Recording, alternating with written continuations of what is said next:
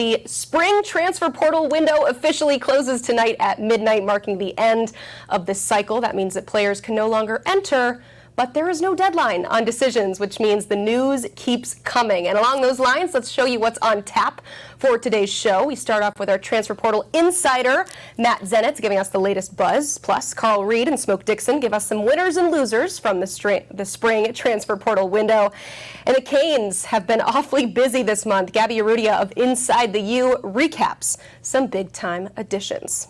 But first, let's welcome on 24/7 Sports National College football reporter Matt Zenitz. As soon as we went off air yesterday, the news, as I said, it just keeps on coming.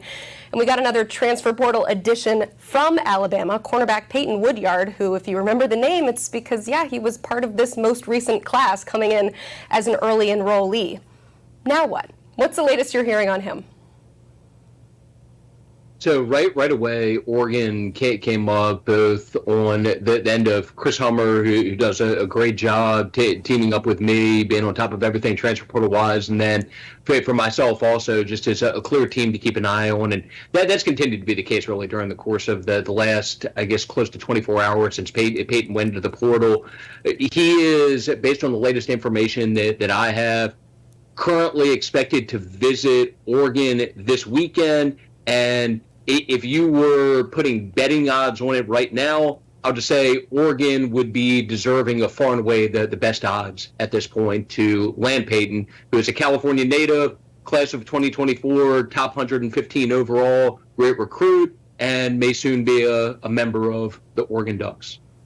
All right, this is a good time to remind people that during the spring transfer portal window, SEC players cannot transfer to other SEC schools. So all my fans of SEC programs hoping to get him, sorry, just not going to happen this cycle. Oregon, though, will keep an eye on him. Elsewhere in secondary positions, I feel like we all are looking for an update on former Colorado standout Cormani McClain. It seems like things have been pretty quiet. I know at one point you reported that there were some teams maybe reluctant to pursue him. What are you hearing as far as his recruitment? Honestly, it's hard to get great information on. I would love to give you like a full rundown of the top potential fits or most likely landing spots, but it really is hard to identify just what even the most likely next step is for him right now. So one of the interesting developments for Cormani in the last couple of days, he did sign on with an agency yesterday, and they will now help him through the portal process and identifying next school.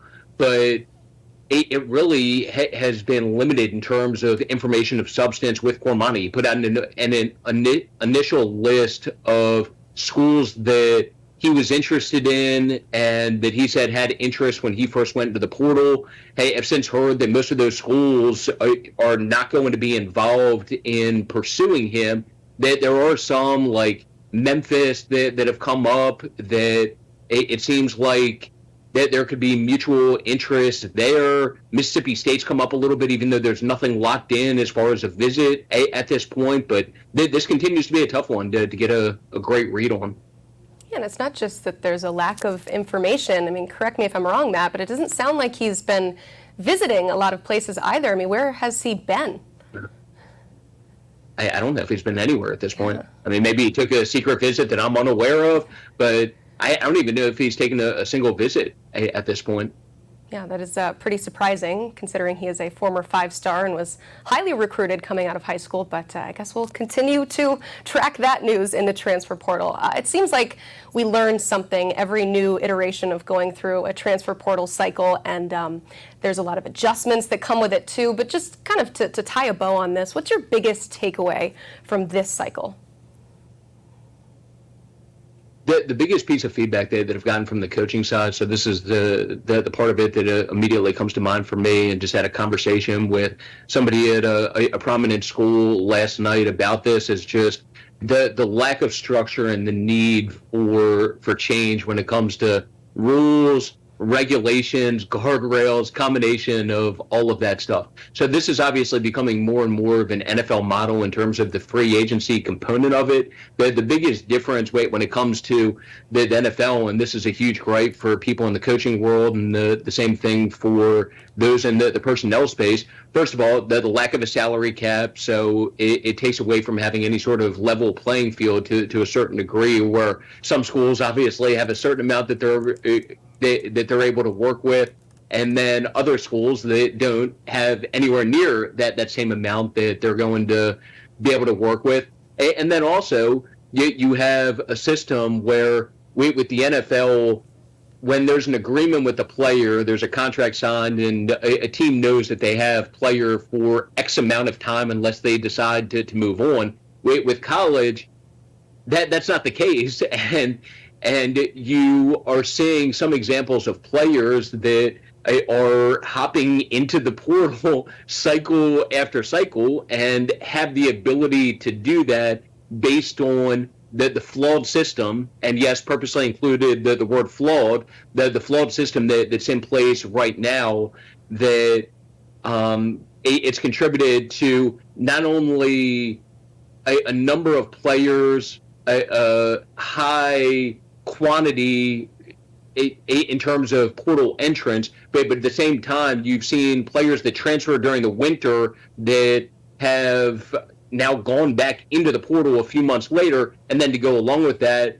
we talked about Peyton Woodyard earlier. You have other examples like Jason Zandamela of class of 2024 recruits that a few months after signing and after arriving to campus are now already in the transfer portal as well. And as I'm sure everyone can imagine, that is definitely a source of frustration for people around the college football space who are hopeful of change at some point in the near future.